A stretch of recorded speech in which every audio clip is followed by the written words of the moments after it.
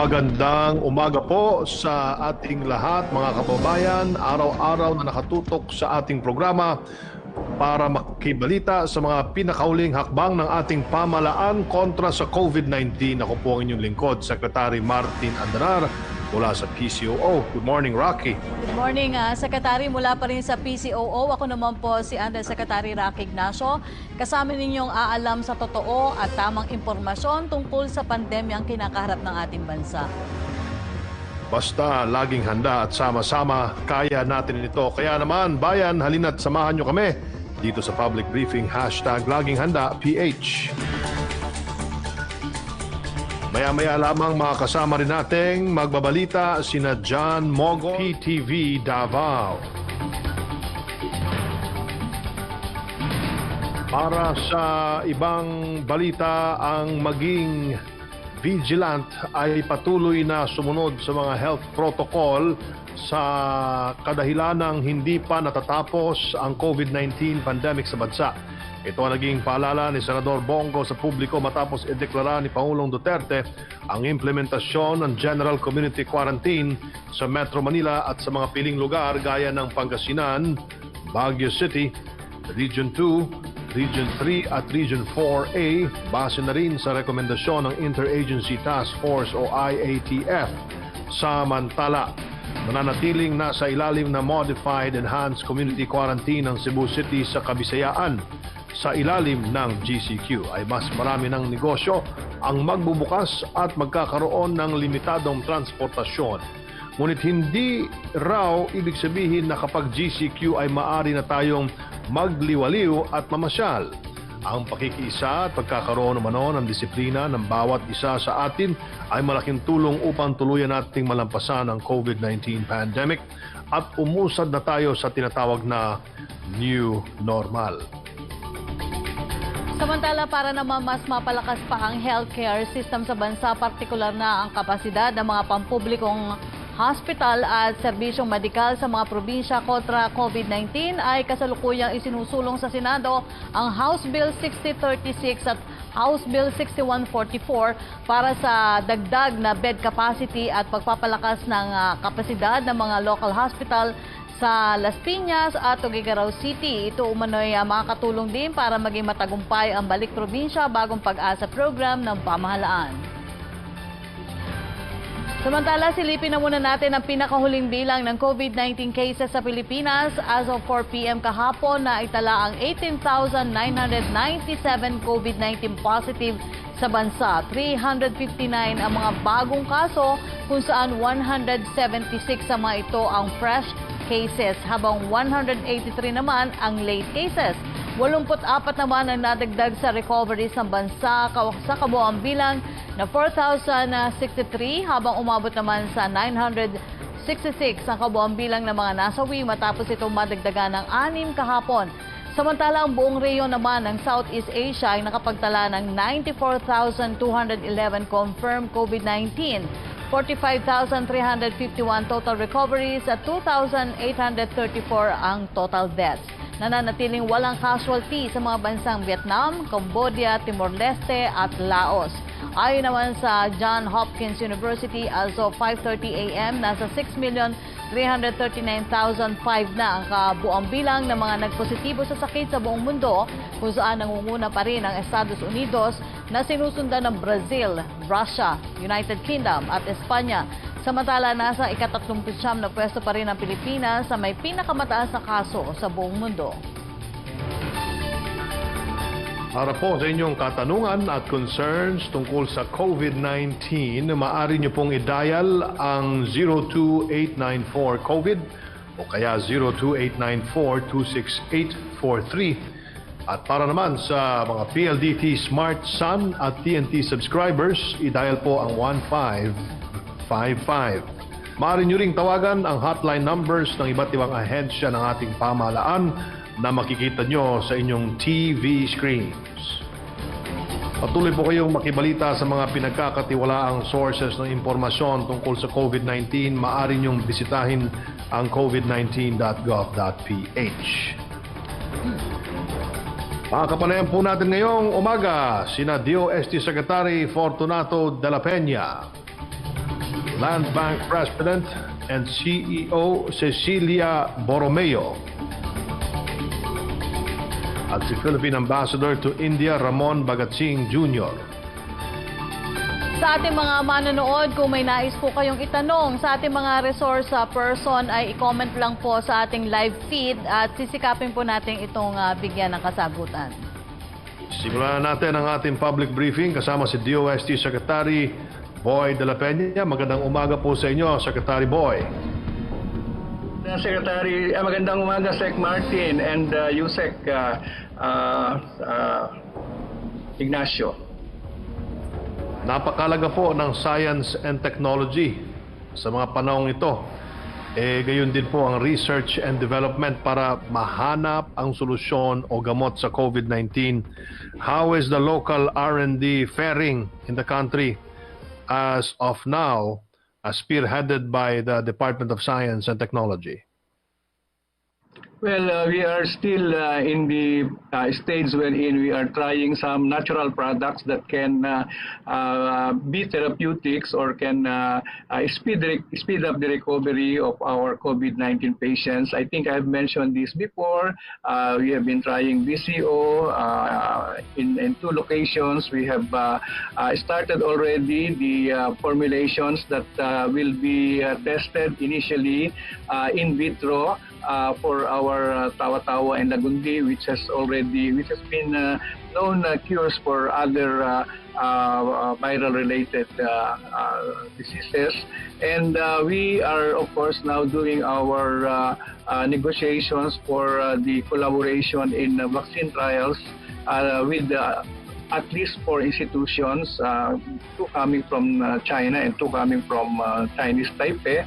It can increase to 5. And of course, we have already started the studies related to virology, not necessarily or not exclusively for COVID-19 alone, but for other viruses, because this is already a part of our preparations for the setting up of a Virology Science Institute of the Philippines, which we proposed will be created by legislation. Ang Philippine Textile Research Institute started its mass production of a reusable, washable, and rewearable o rewear masks para sa ating mga frontliners. How far are we in the production? At ito ba ay nagagamit ng mga frontliners natin? Opo, actually the main beneficiary of the mass production of our rewearable, reusable, rewashable mask is really the frontliners, the health workers, and those of the checkpoints and other categories of frontliners. So I reported last week that we are still in the 10,000 per week production. Because we are still looking for more operators which will be doing the sewing, but we expect that the volume will go to about 50,000 per week by the end of June. Our target production initially is 500,000. We have already earmarked half of it for the frontliners in cooperation with the task force that is taking charge of logistics, and of course the rest that we will produce will be part of the stockpiling of inventory of masks by the Philippine government. The benefit from this mask is that, as I mentioned, reusable, wearable, and we have made sure that it passes the requirements. First of all, it requires water repellency of the textile material, and this is being done by applying a certain compound, and of course we are preparing the use of natural textile like cotton. So most of the materials that we are using now are donations from companies in the Philippines, and in fact even the materials that we have used for the compounds were also donated. We are looking now for more collaborators who will be doing the sewing. Most of our production now is coming from the sowers of Taytay and also from Cavite. And we expect to have more collaborators for this. Isa po sa priority project ngayon ng DOST ay ang Gen Amplify Coronavirus 2019 RT-PCR test kits distributed by the group of Dr. Raul Destura. Ano na po ang update dito at ilan po yung daily production? Saan-saang ospital nakakarating ang test kits na ito at gaano po daw ito ka-accurate? Lilinawin ko lamang po na nagkaroon po tayo ng problema dahil yung una pong imported na raw material ay nagkaroon ng contamination. So yan po ginamit at pinalitan naman po ng ating supplier. Actually hindi lang naman ang Pilipinas ang naapektuhan, ang daming sinuplayan. So when the new materials came in, ni-require na naman uli ng bagong validation through our ITM and eventually FDA.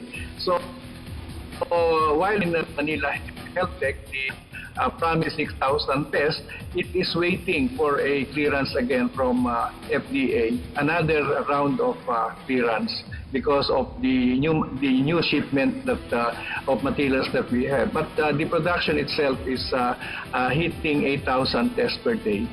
Okay, Secretary. DOST has also been collaborating with other agencies, Secretary, gaya po ng Presidential Assistant for OFW Affairs para po bigyan ng assistance package ang ating mga overseas Filipino workers at kanilang pamilya para po doon sa tinatawag na technology-based enterprises.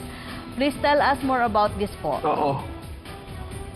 Well, we are of course looking after the welfare of our OFWs, and therefore we package a project that is specifically intended for them, and this is really for starting new enterprises which are technology-based. When I say technology-based, it can take a wide range. It can be, for example, in food processing, it can be in metalworking or fabrication, it can be in electronics, it can be in furniture and other housewares. It can even be in the field of agriculture.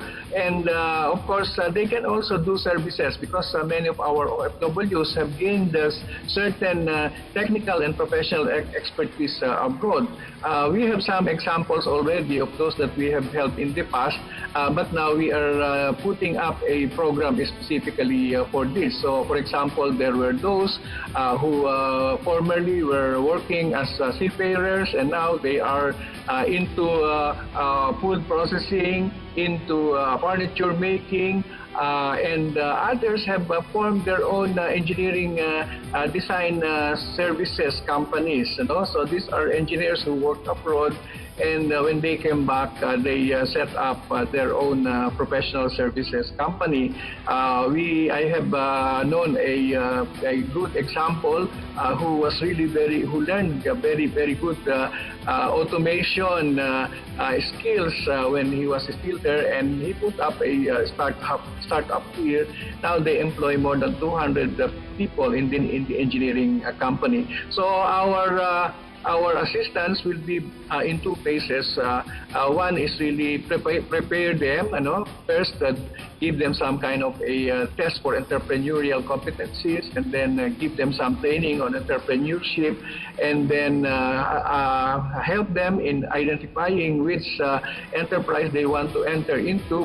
And in this particular aspect, we will give them access to our laboratories, to our pilot plants at the DOST, and also with our network organizations and companies. And then we have a pool of advisors that will help them until they come up with a good business plan. From there, we can go into the second phase where financing will already be involved. But when we talk of financing, it's not only for the purchase of equipment, but it will be including those that are involved, for example, in the product development phase, in the laboratory testing phase, getting, for example, whatever technology licenses are needed to be taken in.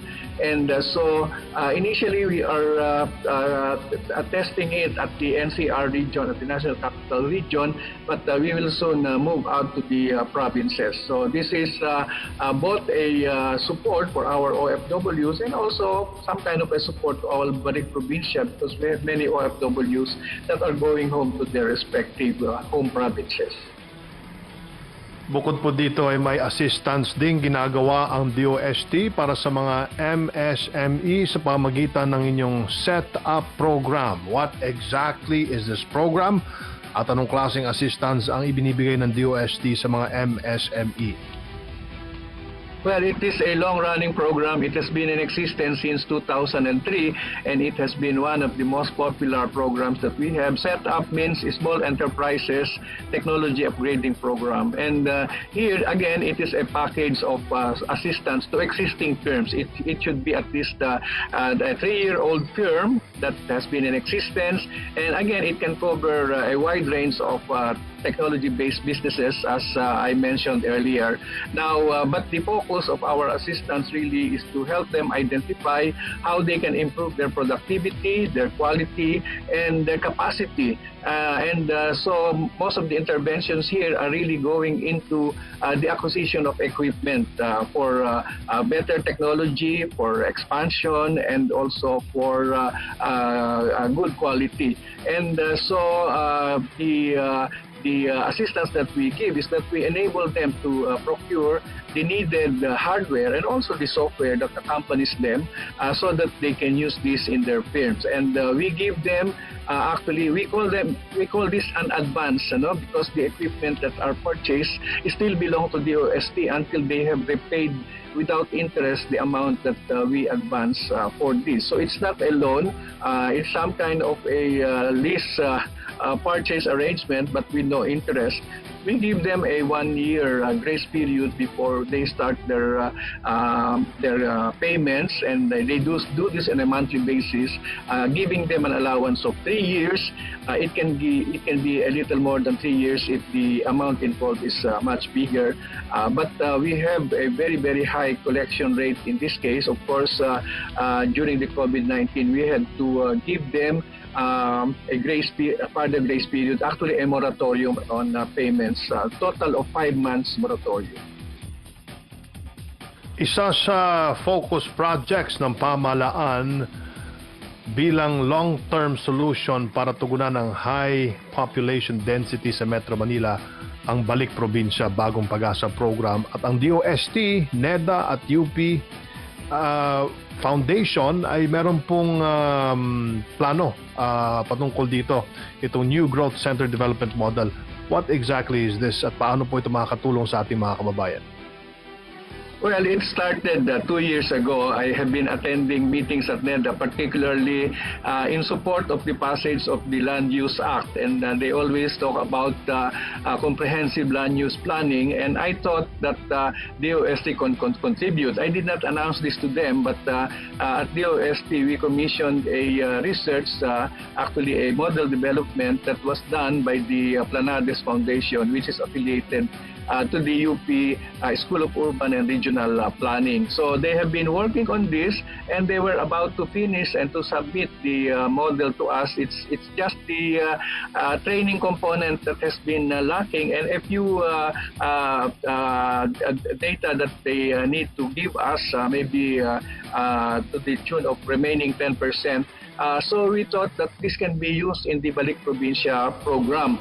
And true enough, the model that they have focuses on identifying the so-called drivers of growth in our provinces. So starting with 18 independent variables, they did the correlation and found out that there were 9 drivers of growth in the provinces. It can be the era, it can be the nearness to airports and seaports, it can be the closeness to economic zones, etc. And so testing the model, they used this to identify 20 new growth centers.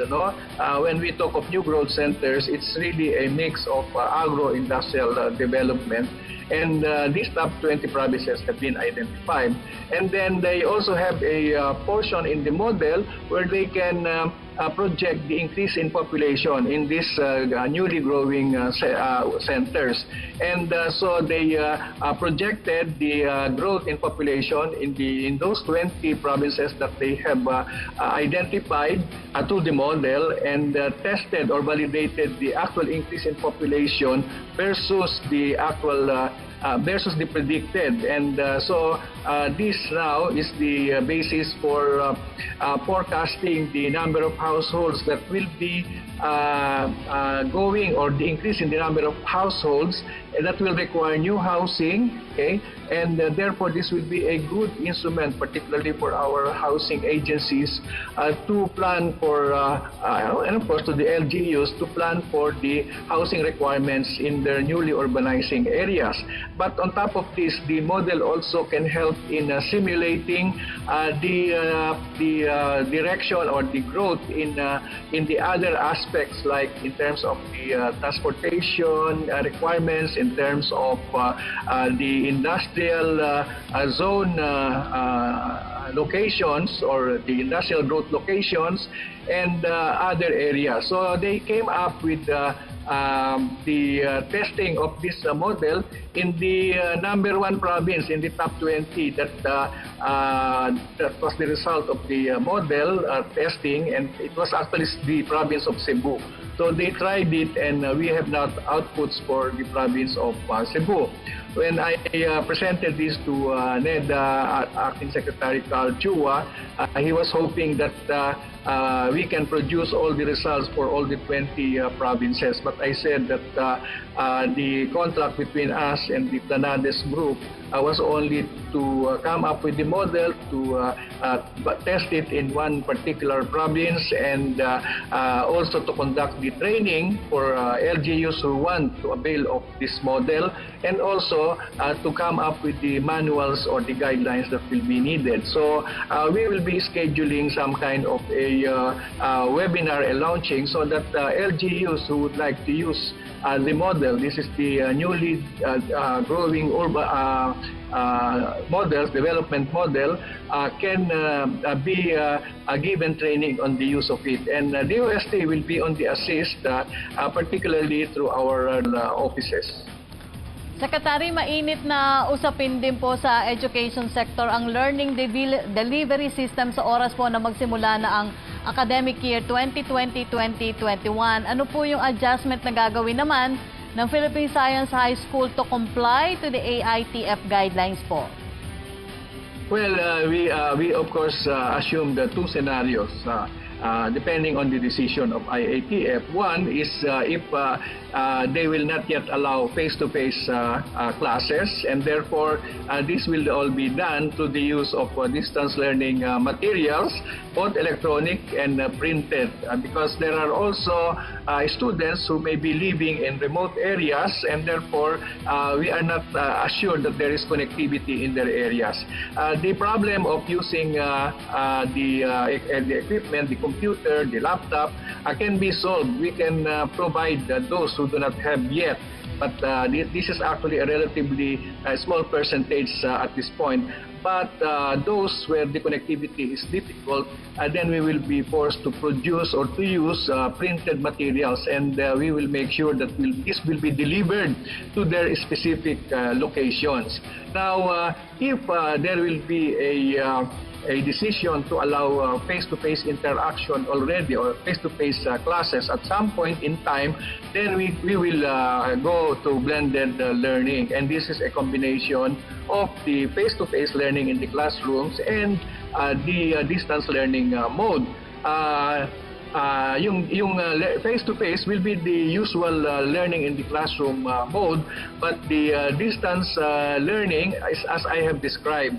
And since we are required to do physical distancing in the classrooms also, then the capacity that the classrooms that we have, for example, it is good for 30. We can only allow 15 students to come, and therefore they will be alternating in cycles. So if it's a two-week cycle, so 2 weeks the students, half of the students or 50% will go to school and half will be doing distance learning. If circumstances or the situations dictate that the environment will, shall we say, it will be better for us to do a 1-month cycle, then we will do that. So the monitoring and testing of students will also be done online, monitoring and of course the performance testing. So we are prepared for it. The teachers are now preparing their materials. The parents are being consulted because the cycle will somehow also depend on the suggestions coming from our parents. So we are prepared for both decisions. One, where there will be no face-to-face classes yet, and second, if they will allow, and we just have to comply with the distancing second camp to class. For the main campus, we cannot even reach 50%. It will be only 1/3 or 33% who will be coming at one time. Opo, Secretary, makikibalita na rin po kami dun sa Virgin Coconut Oil Clinical Trial na sinasabing makakatulong daw po na makapagpabili sa pagpapagaling sa mga COVID-19 patient. Kumusta na po to at ano na po ang update natin dito? Well, dalawa po yung location natin. Ang good news, yung pong sa PGH, which is for moderate and severe cases, ay inapruban na finally ng Ethics Board ng UP Manila. So I am just waiting for the report that they have already started. Wala pong problema sa number of patients sa PGH. No? Kaya ang hinintay lang natin ay yung go signal from the Ethics Board.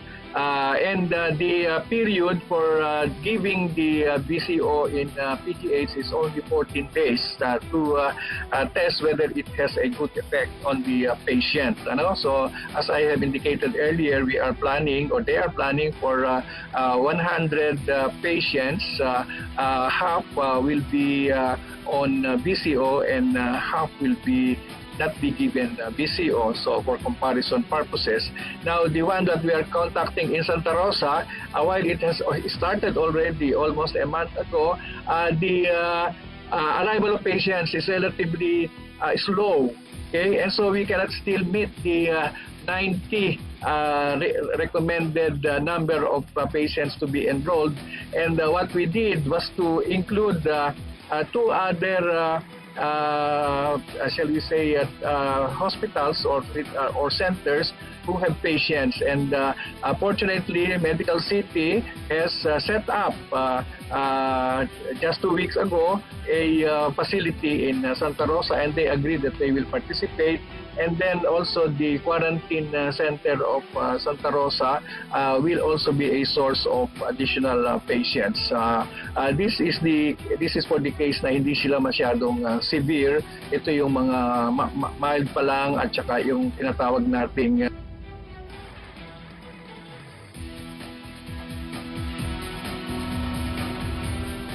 Alright. Naputol. Maraming salamat po sa inyong pagpapaunlak, Secretary Boy de la Peña ng DOST. Mabuhay po kayo. Samantala, sa pinakauling ulat ay umabot na sa ika-7 pwesto ang bansang India sa may pinakamaraming kaso ng COVID-19 sa buong mundo. Gaya na lang ng ating bansa, maraming buhay at kabuhayan ang naapektuhan dito, kabilang na ang Filipino community. Kumustahin natin ang kalagayan ng ating mga kababayang OFW sa India. Kasama po natin sa linya si Ambassador to India, Ambassador Ramon Bagatsing Jr. Magandang araw po sa inyo, sir, mula dito sa Pilipinas. Magandang umaga, Secretary Andanal. Magandang umaga, Undersecretary Ignacio. At magandang pagkakataon po mapaliwanag sa ating mga kababayan ngayon ang sitwasyon dito sa India. Ngunit maswerte tayo in the sense na hindi naman ganun karami ang mga OFW. As a matter of fact, India is number 1 in the Middle East in terms of labor providers. Kakompetensya natin ng India sa bagay na yan. At dito naman ay mga na-stranded dito ay yung mga seafarers, no? And they're mostly in Mumbai and they're mostly working in the cruise ships. So we're very fortunate in that sense na compared to the Middle East and in some Southeast Asian countries, that we don't have that much OFWs here. And the few that are here are in the construction, high-tech companies, and they're doing very well. So it's not really much of a concern for us. Most of them are secure and safe. They have been getting in touch with us. They have been communicating with us. They have been telling us that they are okay, and that none of them, or very few of them, are really interested in going home right now. But we're also very lucky that I think about 2 weeks ago we were able to ferry at least 70 seafarers who work for the different cruise lines from Mumbai. And nandiyan na sila sa atin sa Pilipinas ngayon. At swerte rin tayo sa kasalukuyan dahil nakapag-uwi na tayo ng mga mahigit 160 na mga kababayan natin. At meron pa siguro mga 100 na stranded dito. And just a few seafarers. Kaya I really understand the situation of those who are from the Middle East and Southeast Asia. But natin sa India, malaking bagay na tumutulong ang Philippine community. Most of them are married to Indian men, and they're very secure, they're very stable here, and they're helping a lot, taking care of those that have been stranded. Ang issue natin dito are the stranded and the students and some missionaries that are here na dahil kukunti ang mga flights papuntang Pilipinas, hindi basta-basta na nakakauwi sila. Kaya inaasahan namin na sana matuloy ang programa ng Philippine Airlines na magkaroon ng ferry flights next week. And then of course yung Air India ang ginamit natin na mag-ferry ng mga Filipino passengers, no, for first and second week of May. Phase 3 magkakaroon sila, so mga bandang June 23, sa tulong ng Panginoon, magkakaroon tayo ng ferry flights. And of course, yung napakiusapan natin si Secretary Lorenzana na dahil meron tayong isang barko na nasa Oman, napakiusapan natin na pag-uwi sa Pilipinas, naman dito sa India, at dito kumuha mga ilan pasahero ng mga stranded. At may isang Filipino-American na nag-donate ng 200,000 face mask na isakay natin dyan sa Philippine Navy ship, yung Davao City, at saka yung isa pang kanilang barko na Ramon Alcaraz. So we were able to send through those Navy ships 200,000 face masks na sa tulong ni Mr. Dantes ng Philippine Embassy dito. At nakasakay tayo ng ilang mga pasahero, about 19, and then they're going to Sri Lanka to pick up more stranded Filipinos there. And I presume by the middle of next week they will be there in Manila already. So we're very fortunate in that sense na maraming tumutulong, and we hope that by the end of the month at least mabawasan na ito ng mga stranded dito sa atin, and then we can focus also dahil hawak din natin Secretary ang Nepal. I'd like to make mention that those that are in Nepal, there are about a dozen of them. We're taking care of that also, but because lockdown din sa Nepal, wala ring international flights, so they cannot move. And even here in India, they don't have international flights unless it is a chartered flight. Ngayon lang sila nag-umpisa ng mga domestic flights going from one major city to another. So if you have to go to Delhi, you have to travel, or at least now, may domestic flights na. So far so good. At nagpapasalamat kami sa lahat ng tumulong sa amin na ipauwi natin ang ibang mga kababayan natin, Martin. Ambassador, isa po ang India sa hard hit ng COVID-19 with almost 200,000 COVID-19 positive cases. Ano po ang current situation ngayon dyan po sa India, sa base po sa inyong nakikita? Well, as you said, there are 200,000 now positive cases and only about 5,600 deaths. No? And they are now under what we call lockdown phase 4.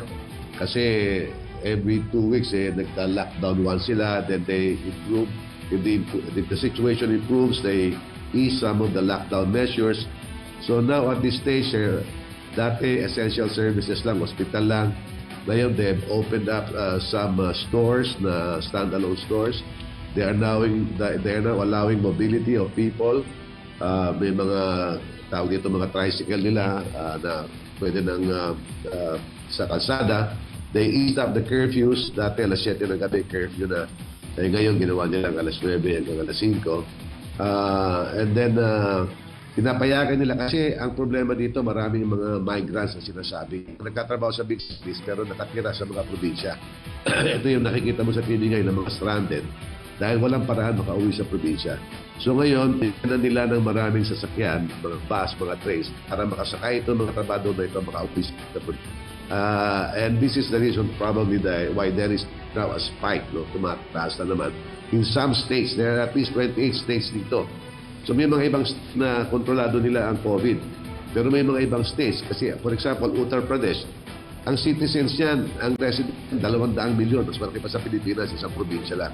So sa dami ng tao, tumataas talaga ang incidence ng COVID. Sa Maharashtra, ang population ng Maharashtra ay parang population ng Pilipinas. There are about 100 plus million people. So, ang Mumbai nandyan. High density yung lugar na yan. So, tumataas na. For example, in Maharashtra around, ang COVID incidence yan is 70,000. Kumpara sa atin, ilan lang tayo. Just imagine, no? So, because of that, we have to be really extra careful. Although, nag-i-ease na nga dito, sumusunod naman ng mga tao, may disiplina naman ng mga tao dito. But just because sheer volume and the sheer density, hindi maiwasan na there are some states na tumataas. So, ang mga Pilipino naman hindi naman talaga lumalabas, hindi palaikot, hindi at sumusunod sa mga patakaran na inuutos ng pamahalaan. So, we don't have any Filipino here ay nagkaroon ng COVID-19. So, swerte tayo dyan. At iingat sila. But right now, as I said, hopefully the lockdown will be eased. There will be international flights. There will be more movements. There will be more facilities that will be open. Kasi ang mga malls dito, sarado pa. If ever bubuksan nila yan, yung mga nasa labas lang. O kaya alternate. Bukas ka ngayon, sarado ka bukas. Tapos ang mga sasakyan, mga limited buses din. No? So basically, the same things as what is happening there in the Philippines. Well, the restrictions will be lifted quite soon also. Opo. Ambassador, currently po nagluwag nga ng restriction sa India except po dun sa 13 cities na itinuturing pong bilang containment zone dahil dito daw nagmumula yung karamihan sa nagpositibong kaso sa India sa COVID-19. May reports po ba tayo mula dito sa mga lungsod na to, yung kalagayan po ng ating mga Filipino community doon? You know, we're very lucky, Secretary. No? As I said, we only have about 3,000 Filipinos, and 80% of them are housewives or married to Indians, or what we call the Middle East Romans. So, so far we have no reports of any Filipino or Filipina having been afflicted with this virus. And on the other hand, they have been the ones helping us a lot. Dahil kung may mga Filipino na stranded halimbawa sa Mumbai, sa Bangalore, sa Calcutta, sa Chennai, and some other places, sa Kochi, ang mga Filipino community tumutulong. Sila nag-aalalay, sila nagpapahay, sila ang nagbibigay ng tulong, pagkain, lahat sa mga stranded na Filipino community. Of course, with the guidance and assist the embassy, of the staff here in the embassy. So in that sense, we're very, very fortunate. And they have been very, very supportive of the embassy and of the Filipinos that are stranded here in India. Opo, Ambassador, bagamat tumutulong nga yung ating Filipino community dyan, pero may mga sinasabi ba silang problema o kadalasan nagiging problema ng ating Filipino community na sa India na kinakailangan naman pong tugunan ng ating embahada? Most of hindi naman mabibigat ang mga problema dyan. Kadalasan dyan is basically passport renewals, passport extensions, and then once in a while, we will have some domestic issues. Yung mga mag-asawa, hindi na magkasundo, nag-aaway, pupunta dito yung Pilipina na yun, hindi niya kasundo yung asawa niya, so yun ang mga kailangan na sikasuhin namin. And then sometimes repatriation, na gusto nang umuwi, ayun, tinutulungan din namin yon. And then, magandang balita din dito sa atin ngayon, yung mga liver transplant patients. Marami mga bata dyan sa atin na kinakailangan ng liver transplant. No? So there are more than 50 cases now na pumupunta dito sa India para magpagamot dahil mas eksperyensado ang mga doktor dito. Hindi naman sa hindi magagaling ang mga doktor natin. No? Magagaling din ang mga Filipino doktor. But they have more experience, they have more facilities here. So these liver transplant patients, the children come here for that operation and we're taking care of them. And so far, at least maganda, 75 to 80% ang success story. But insofar as the local Filipino community here, no major problem. No major problem at all. And as a matter of fact, as I said, they have been helping the embassy in so many ways and in so many things. No? I'm very fortunate with that compared to other posts na hindi ganun kabigat. Walang problema dito ang Filipino community sa India. Nabanggit niyo po kanina na nakabalik na sa kanilang mga trabaho ang karamihan ng mga manggagawa doon. How about the few Filipino workers in India? Hindi po ba sila nagkakaproblema sa kanilang hanap buhay? Most of the Filipinos stranded here, Secretary, are stranded tourists, students, and yoga, enthusiasts. So they are not here as workers.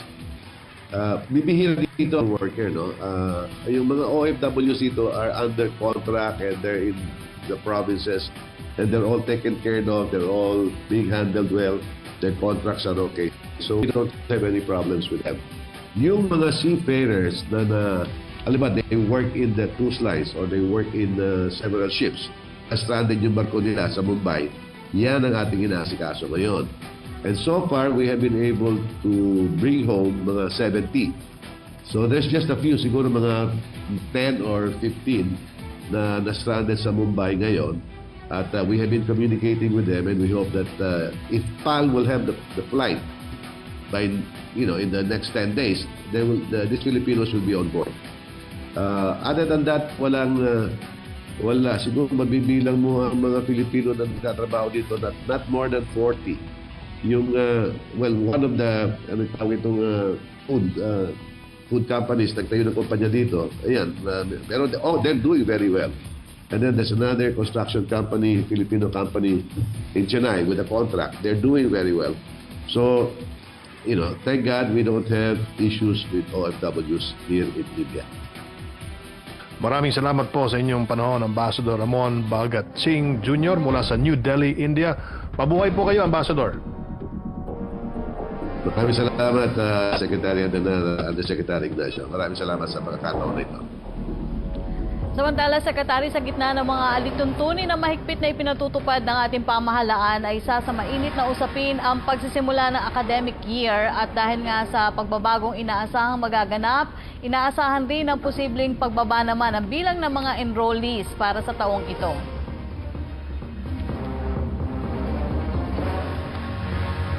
Kaya naman, ang utos ng Pangulong Duterte, tulungan ang mga estudyanteng na nangangailangan ng tulong sa pagbabayad ng matrikula sa pamagitan ng loan assistance mula sa Land Bank. Pag-uusapan natin yan kasama si Land Bank President and CEO, Mrs. Celia Borromeo. Magandang araw po sa inyo, ma'am. Magandang araw, Secretary Andonar at Yusek Ignacio. Magandang araw sa lahat ng nakikinig at nanonood sa Laging Handa, Pilipinas. At maraming salamat po sa pagkakataong ito para pag-usapan ng programa ng Land Bank na Access to Academic Development to Empower the Masses Towards Endless Opportunities or ACADEM NEM program. So can we talk about this more, itong naging payag po ng Presidente Duterte na ipinag-utos niya po ang inyong bangko na tulungan ng mga estudyanteng hirap na po sa pagbabayad ng tuition fee. Ano po ang reaksyon ng Land Bank dito? Katunayan, Secretary Andonar, inilunsad ho namin ang ACADEM program, lending program ng Land Bank noong first week ng May kasi alam namin na mga kababayan tayo na mahihirapan para tustusan yung tuition fee ng kanilang mga anak. So, ang ginawa po ng Land Bank, nakipag-ugnayan kami sa mga private schools, kasama na yung mga private junior and senior high schools na may permit to operate galing sa DepEd, yung ating mga private technical and vocational and education training institutions regulated naman ho ng TESDA, at pati na yung mga higher education institutions na authorized by CHED. Binansagan po namin ang features ng Academ as 333. Ang unang 3 po ay para sa 3 bilyon na inilaan ng Land Bank bilang pondo para sa programang Academ. Ang pangalawang 3 ay tukoy naman sa 3% fixed interest rate per annum sa mga schools na manghihiram under this program. At ang isa pang 3 ay nagre-representa ng term ng loan under this program na maximum of 3 years po ang term ng loan under the Academ. Ibibigay ho namin itong pautang na ito sa mga schools para makapag-offer sila ng study now, pay later sa kanilang mga estudyante. Ma'am, sino-sino naman po yung sino-sino po yung eligible po na mag-a-apply sa loan program na ito, at paano po yung proseso? Ang magiging borrower po o manghihiram mula sa Land Bank ay ang mga pribadong paaralan o educational institutions. Ang mga magulang po at guardian ng ating mga estudyante o mag-aaral ay maaring manghiram sa mga schools na ito, private schools na ito, para yung mga schools naman na yan ay pupunta sa Land Bank at ipa-rediscount nila yung mga promissory notes ng kanilang mga mag-aaral. At pwede ho naming bigyan sila ng pautang equivalent to 70% of the total promissory notes of their students. Pwedeng magsimula na mag-avail ang mga paaralan ng lending program na ito? Meron na hong mga paaralan na lumapit sa Land Bank. Katunayan ho, meron na kaming in-approve na 250 million sa isang malaking school para makapagpautang sila under the Study Now, Pay Later scheme sa kanilang mga estudyante at 0% interest po sa students. At ang tenor naman ho ng loan ng estudyante dun sa school ay base na ho sa mapapag-usapan nila with the private school secretary.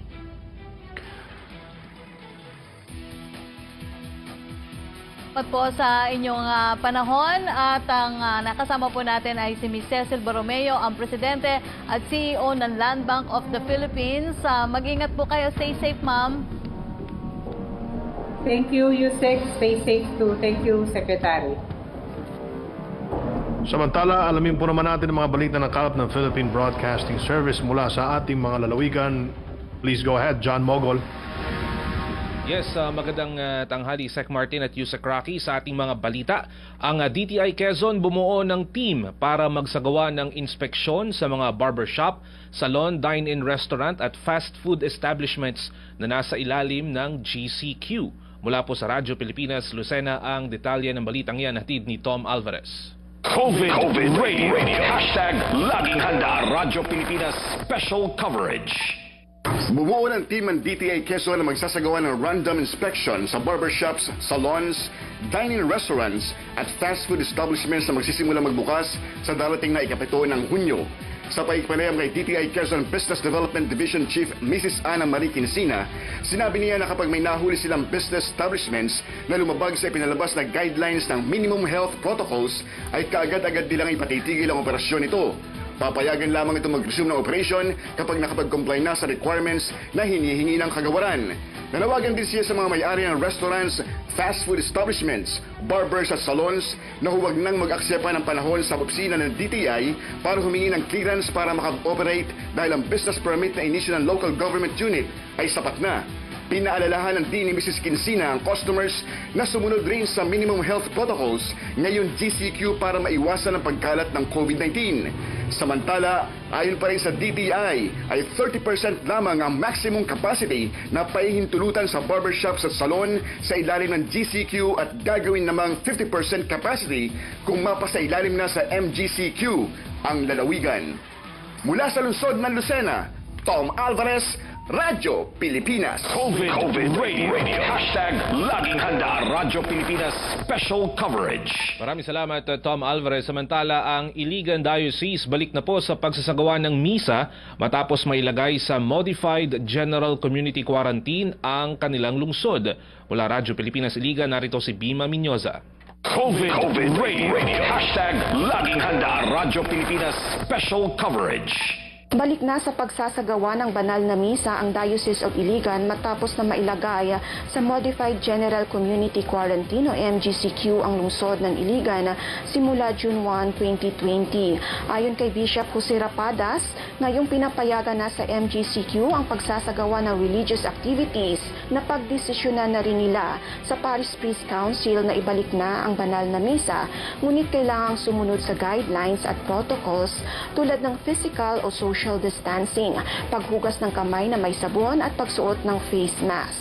Dagdag ni Bishop Rapadas, mayroon na silang inihandang mga protocols sa pagsasagawa ng public liturgical celebration sa sinasabi ngayong new normal at base na rin sa rekomendasyon ng Bishop Conference. Ilan dito ay ang mga bata, matatanda at mga may sakit ay hinikayat na manood na lamang sa live streaming mass at social media. Ang mga upuan sa loob ng simbahan pati na ang sahig ay dapat may markang may layong 2 metro upang mapanatili ang social distancing. Ang Sunday Masses, anticipated Masses at daily Masses ay paikliin lamang at gawing simple.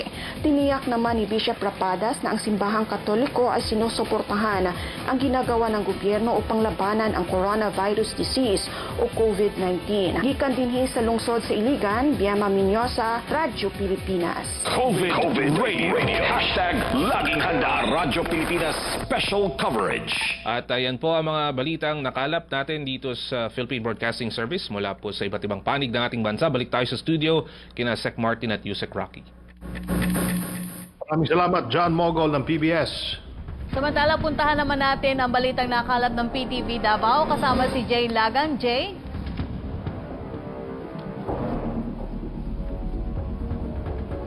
Si Jay Lagang ng PTV Rocky at Secretary Martin, dahil nga sa pagpapatuloy ng pagpapatupad o ng implementasyon ng General Community Quarantine dito sa Davao City ay patuloy rin ang pagpapatupad ng mahigpit na health screening sa mga entry points papasok ng lungsod. Yusek Rocky at Secretary Martin, matapos na pinayagang magbukas ang ilan sa mga establishmento dito sa Davao City sa ilalim na nga ng GCQ, ay mas dumami na rin ang mga tao at mga sasakyang pumapasok ngayon dito sa lungsod upang may pagpatuloy ang kanilang hanap buhay. Dahil dito ay nananatili pa rin mahigpit ang health screening na isinasagawa ng health workers ng lungsod dito sa Sirawan Checkpoint sa Turil District na nagsisilbing entry points ng mga tao na galing sa iba pang bahagi ng 3rd District ng Davao City at yung mga galing sa Davao del Sur at Davao Occidental. Isa-isang isinasailalim sa body temperature check, hand washing at pinapaapak sa foot bath ang mga individual. Hinahanapan pa rin ang Certificate of Employment ang ilan sa mga tao na nakatira sa labas ng Davao City upang masiguro na trabaho ang kanilang pagpasok sa lungsod. Yung mga residente naman mismo ng Davao City ay hinihingan pa rin ng Food and Medicine o FM Pass sa kanilang pagdaan sa naturang checkpoint. Samantala ay sinuguro naman ng District Health Office ng Turil District na nakahanda silang magsagawa ng Rapid Diagnostic Test o RDT sa mga makikita ng sintomas ng COVID-19 na dadaan sa Sirawan Checkpoint. Sa ngayon nga ay patuloy din ang serbisyo ng District Health Office sa naturang lugar upang mabigyan ng health certificate ang mga tao na muling babalik sa kanilang trabaho dito sa Davao City. Samantala, Yusek Rocky at Secretary Martin, una naling nilinaw ng Davao City Legal Office doon sa mga empleyado na maaari naman nilang tanggihan yung utos ng kanilang mga employer na bumiyahe sila o yung work-related travel palabas ng Davao City kung dahil na rin sa banta ng COVID-19, maliban na lamang dun sa mga trabaho na hindi maaring gawin online o hindi maaring gawin sa ilalim ng work arrangement na ipinapatupad ngayon. Samantala, Yusek Rocky at Secretary Martin, COVID update naman tayo dito sa Davao Region. As of June 2, ay nasa 353 na ang total confirmed COVID cases dito sa Davao Region. Samantala ay nananatili namang nasa 30 ang namatay dahil sa sakit at nasa 155 na ang nakaka-recover dahil sa COVID-19 dito sa Davao Region. Yan muna ang latest mula dito sa Davao City. Jay Lagang para sa Bayan. Maraming salamat, Jay Lagang ng PTV Davao. Mula sa Davao, silipin natin ang pinakauling balita sa Cordillera Region kasama si Ala Sungduan. Go ahead, Ala. Secretary Martin at Yusek Rocky, umaani ng mga positibong reaksyon ang market-to-home services dito sa lungsod ng Baguio. Kaya naman isinusulong ang panukalang ordinansa para dito upang matiyak ang tuloy-tuloy na operasyon at maayos na pagpapatupad nito. Laking tulong para sa mga mamamayan sa lungsod ng Baguio, lalo na sa mga senior citizens, ang market-to-home services sa mga barangay. Di na kasi kailangan pang pumunta sa merkado publiko ng syudad para mamili ng mga bilihin dahil abot kamay na nila ito sa pagdala ng mga vendors ng kanilang mga paninda sa mga barangay sa mga itinakdang schedule. Ang mga positibong reaksyon ng mga residente ay kinatutuwa naman ng mga coordinators nito sa barangay at isa pang nagugustuhan nila ay ang halos magkapareho din namang presyo ng mabilihin sa market-to-home sa presyo sa palengke ng lungsod. Ang market-to-home services ay simulang ipatupad noong isinalalim sa Enhanced Community Quarantine ng Baguio sa buwan ng Marso. Ayon kay Baguio City Councilor Filian Wegan Alan, upang matiyak naman ang standard at maayos na operasyon ng market-to-home services na pinapatupad pa rin ngayon na sa ilalim sa modified GCQ ang lungsod, ay kailangang ma-institutionalize ito. Ang akda nitong panukalang ordinansa ay aprobado na sa second reading sa Sangguniang Panglungsod. Ang ordinansa ay bilang pagsuporta sa pagtugon ng publiko sa mga tuntunin sa stay-at-home policy, social distancing at hakbang upang mapanatiling buhay ang ekonomiya sa syudad sa panahon ng pandemya. Sa ilalim ng nasabing ordinansa, ang mga delivery services ay kailangang kumuha ng permit at magbayad ng mayor's permit ng hanggang 500 piso kada taon. Umaabot na sa 33 barangay ang inaabot ng market-to-home delivery services na mahigit 200 distribusyon at daily delivery ng sariwang karne, frozen foods, bigas, itlog, mga gulay, isda at iba pa. Mabawasan na po kami sa sisikan sa palengke tuwing Tuesday at Friday, kasama ng District 10, 12, 16 at 20. Malayo na po kami sa karamihan, mas magiging madali pa for contact tracing kung may magkasakit man sa amin. The market-to-home delivery ordinance is now on second reading for publication and after publication. So actually it's now being discussed in the social media. We are also discussing it in small groups and we hope that this will pass.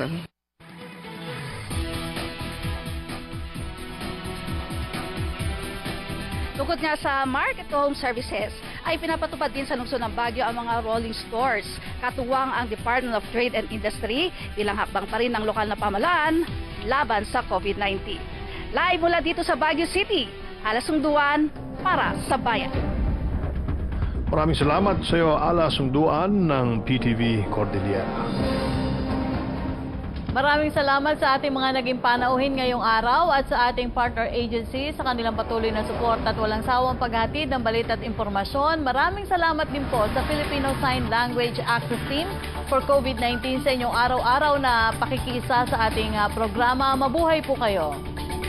Diyan po nagtatapos ang ating programa para sa araw na ito. Ako po muli ang inyong lingkod, Secretary Martin Andanar mula sa Presidential Communications Operations Office. At mula pa rin po sa Presidential Communications Operations Office, ako naman po si Yusek Rocky Ignacio. Hanggang bukas pong muli dito sa public briefing, #LagingHanda_PH.